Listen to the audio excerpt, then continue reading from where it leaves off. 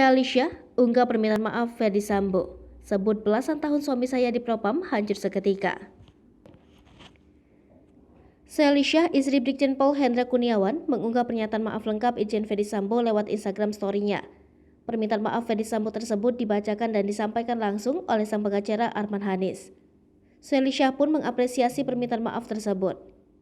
Bahkan, Sally mengucapkan terima kasih.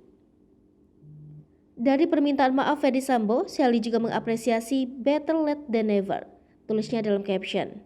Sally pun mengatakan bahwa selama ini Brigjen Hendra Kurniawan menjadi korban skenario Ferdy Sambo.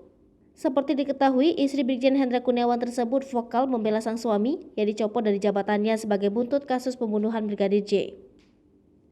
Brigjen Hendra Kurniawan, salah satu jenderal yang dimutasi Kapolri Jenderal Listio Sigit Prabowo dari jabatannya Karopaminal Divpropam menjadi perwira tinggi Yanma Polri.